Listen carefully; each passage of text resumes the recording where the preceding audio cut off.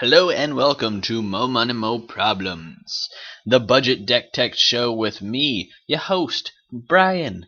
Uh, so this is the green deck, the last in the color ply, made of plywood, clocking in at just under $50. Um, this is this is a cool deck. I like this deck a lot. It's kind of green aggro. I know I call it green aggro. It's more just like just value creature upon value. Oh, I guess that's aggro. You just play a bunch of creatures and you attack, and voila, you've won. So let's start over here with Avatar of the Resolute, a 2-drop 3/2 reach trample. And then it comes into the battlefield with 1/1 counters for each other creature you control with a 1/1 counter on it. And there are a couple creatures that we have that do that. But yeah, this guy's in here because he's got reach and trample. Trample's pretty important in this deck, but the reach is pretty interesting. I guess. I mean, he doesn't look that tall. I guess. Oh, you know what? Those are the banners of the army that's below. Okay, I got it. I got it now. He is super gigantic. I see that now. Oh, and there's a couple birds up there. Anyways, I'm getting off track. There's another card down here that we also have two of, the Colonian Tusker, that is a 3/3 for 2. But I figured, the loss of 1 power is worth the reach and trample and the ability to come in with 1/1 counters on it. So that's why there's 2 in here. Just because it's hard to determine really. It's really situational. So it's good that we have both. Next is Dryad Militant, which is a 2/1 for 1 value right there, and it hoses instants and sorceries by exiling them when they go to the graveyard, so they can't be flashed back or Snapcaster Maged back or what have you. No shenanigans allowed. Experiment 1. I really like this card. It has evolve, so whenever another creature with a greater power or toughness comes into play, you put a under your control, you put a 1/1 counter on him. And then you can also remove 2 1/1 counters to regenerate him. That I don't think that happens a whole lot.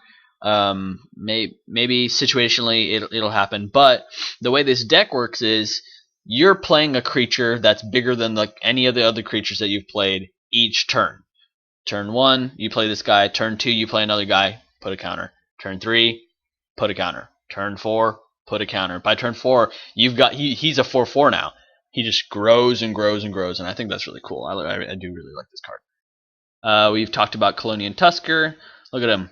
Look at those tusks. They're like blades. He's like disemboweling that guy. Anyways, Leatherback Baloth. 4/5 for 3. Yeah, awesome. Please. A lot like the Tusker, he's a vanilla creature, just large power, large toughness for the mana cost, and that's what we want. And also, he grants 3 devotion, 3 green devotion. Leah, God of the Hunt. This creature counts devotion, and if you have 5 or more green devotion, it becomes a creature. If not, it is not. If you have less than that, it is not a creature. It's just an enchantment. But most of the time, by the time you hit turn 4, and you're playing Nylea, you're gonna have this devotion. So Nylea is a 6/6 for 4.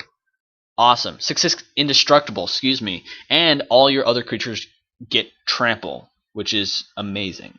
Because trample is very, very important in this deck. In any deck where you're just attacking in with big creatures, you don't want them to chump block with 1/1 tokens or what have you. So trample is huge in this deck. I really like this card. Also, she has a pump built into her. You can tap 4 to give a target creature +2/+2 until end of turn, which is great. Strangleroot Geist, probably my favorite card in this deck, and probably one of my favorite green cards ever. The design of this card is very well done, I think. But it is a 2/1 for 2, which is and it has haste. Haste in green is very rare. I really like that. So 2/1 for 1 haste, great. Okay, I'll accept that. It's in green, great. But it also has Undying, which means that when it dies and it didn't have a +1/+1 counter on it, it comes back with a +1/+1 counter. So it becomes a 3/2 haste. amazing, great, awesome, value. So I want to, before I get to the last creature here, I want to talk about this interaction as well as Experiment 1's interaction with Avatar of the Resolute, since those are the two other creatures that make 1/1 counters. So if you have Experiment 1 in play and you play Avatar of the Resolute, unfortunately, Experiment 1's trigger does not happen in time to allow Avatar to come in with a 1/1 counter. The way this works is that since Avatar's ability happens as he's entering the battlefield, as opposed to Experiment 1 is triggered by a creature entering the battlefield, this happens before this. So unfortunately, that would be incredible if you could turn 1 play this guy, turn 2 play this guy, and then have a guaranteed 4/3 and a 2/2 on turn 2. That would be, oh my god, that would be so good. But unfortunately, it doesn't happen that way. Strangleroot Geist, he has a 1/1 counter on him, so turn 2 you'd play him, attack in, they would chump block, he would die, and then turn 3 you could play your Avatar of the Resolute, and he would come in as a 4/3. Awesome, great, value, awesome. This deck should be called the Value Isle. I might change it to be called that. Because this deck is all about just awesome creatures that you can just play. Alright, finally the last creature. I saw that L in the name and my dyslexia took hold of my tongue. The last creature we have here is the Wolf Briar Elemental. A little bit confusing flavor-wise for me, but I really, really like this card, and I like the art a lot too. Colin hates this card, as far as I know, as far as the feelings that I've gotten from him about this card. But I really like it, so I put 2 in. It's a 4/4 for 4, which is pretty standard in green. You know that you can get that anytime you want. But he's got a multi-kicker, so if you have any spare mana, he comes into play with a 2/2 green wolf for each time he was kicked. Awesome. If you need him late game, if you need if the board got wiped and you're stalling out, you drop him down, man, boom, bomb, great, awesome, love it. Let's go over to the instance. Aspect of the Hydra. This is your game winner right here. Your combat trick that will end it all. Target creature gets +X/+X, where X is your devotion to green. This is the kind of thing that you play Nihilea on turn 4 and turn 5. You swing in, and whoever, they don't block, or they have tramples, so even better. You just boom, +5/+5, +7/+7. This does so much damage right here. This is your card. This is your boy or girl, lady. Dismember. This card's in here because you need creature removal. If they have cards like Tarmogoyf, most of the time it's going to get bigger faster than your creatures, unfortunately. So you need cards that can deal with creatures that are too big for your creatures to deal with. Did that make sense? Yeah, I think so. Next, Vines of the Vast Wood. This is just a 1-drop instant that gives your creature hexproof. Oh wait, it's not, because you can kick it and give it +4/+4. It's amazing. I love this card. Again, the versatility, I should say, of this card is key. Most of the time you want to think of this card as having a 2 green casting cost, because most of the time you do want to give the +4/+4. But the protection that gives your creatures, and your creatures are key. Your creatures are key to your victory, so the protection that it gives your creatures is really, really awesome. Next, an enchantment. Rancor. This gives trample, just in case you can't get Nihilea out. So that's the main reason for it. But also, if the creature that it's on dies, it goes back to your hand. Just give it to your next value creature. Awesome. Gives a little pump, a little +2 power pump. That can matter, yeah. But it's mainly there for the trample and the fact that you can get it back. So, again, super value. Value Isle right here. 19 forests and 1 Nykthos. Nykthos, of course, just so you can utilize the devotion. Oh, I forgot to mention, if you don't know what devotion is, it is a mechanic that counts the number of mana symbols of a certain color in the casting costs of permanents that you have. So, for example, if I have an Avatar of the Resolute out, I have 2 devotion to green. So Nykthos, you tap 2 colorless, you tap it, you choose a color, and then you get devotion. Sorry, excuse me. You get mana of that color equal to the devotion that you have of that color.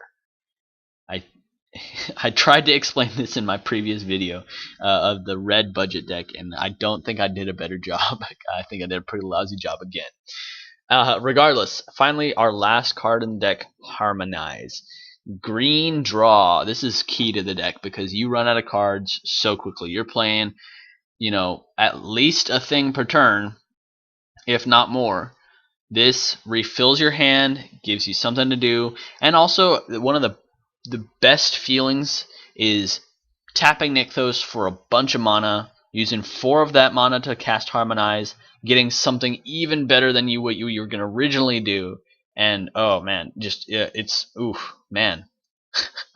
I can't express how good of a feeling that is to cast Harmonize and then draw like Leah and something else huge, like a Strangleroot Geist that you can just attack right away off of the casting it off of the Nykthos. But anyways, this is my green value aggro deck. I really like it, and there are definitely some cards that you can put in here. I mean, green just has access to so much great creature value that there's so much variance that you could have with this deck, and I'd love to see any deck lists that you guys come up with. But cards that you'd want to be on the lookout for: Tarmogoyf. But unfortunately that card is very, very expensive, so if you're just getting in and you're looking for budget cards to trade for, that is not something that you want to keep an eye out for, because that card is very expensive, much more expensive than this entire deck put together. So toning it back a bit, some cards that you might want to look for: Obstinate Baloth. It's a 4/4 for 4, but when it comes into play, you gain 4 life. So, that could be very, especially if you're casting Dismember, because Dismember, I forgot to mention, Dismember has Phyrexian mana in its mana casting cost. That's what that is. And it means that you can pay 2 life instead of that color to cast it. So, you don't run any black in this deck, so this costs you 4 life. So having some Obstinate Baloths would even that out. You cast this, and then you cast the Obstinate Baloth, and you net even. Another really good card would be Scavenging Ooze, which is a 2/2 for 2, and you can tap 1 green to exile target card in a graveyard, and then if that card was a creature, you put a +1/+1 counter on Scavenging Ooze, as well as you gain 1 life. And this interacts really, really well with Avatar of the Resolute, because it just adds another creature that can have +1/+1 counters. But again, I mean, there are so many different creatures and cards that you could consider putting in this deck. I'd love to see a list of this if you guys ever come up with one. But besides that, make sure you subscribe, like, comment, for further content, because I think I'm going to keep on doing these budget videos, even though I'm finished with the color pie. Might as well start on ally pairs, right? That might be a little bit harder because the lands are so expensive. But thanks for watching, guys, and I hope to see you guys again.